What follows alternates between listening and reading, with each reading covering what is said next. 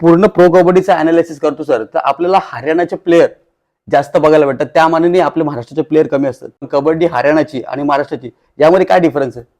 आता डिफरन्स नंतर सांगेन. या वर्षीचा म्हणजे डेटा 109 हे मला माहिती हरियाणाचे आहेत, 39 महाराष्ट्रातले खेळाडू आहेत. हम्म. पण महाराष्ट्रातले खेळाडू येत नाही आहेत ऑप्शनला असं नाही, थोडं काही काही अनसोल्ड झालं. पण ह्या वर्षीचं रिझन मला जे वाटणारं रिझन आहे, यावर्षी इलेक्शनमुळे महाराष्ट्रात मॅचेसच खूप कमी झाल्या. म्हणजे 2च व्यावसायिक टुर्नामेंट झाल्या आणि एक सिनियर नॅशनल झाली आणि एखाद दुसरी टुर्नामेंट माझ्या मते स्थानिक झाले असेल. आता मोजकाच वेरीज हरियाणामध्ये एव्हरी सॅटर्डे संडे टुर्नामेंट्स आहेत. सो ॲज अ मॅनेजमेंट किंवा कोच मला बघायला झाला तिकडे वाव आहे. तिकडचे खेळाडू मला रोज युट्यूबवर दिसत आहेत. बरोबर. कारण मी बऱ्याचशा मॅचेस या बाहेरच्या आहेत या युट्यूबवरती बघत असतो. मला युट्यूबवर बरेच खेळाडू दिसत आहेत.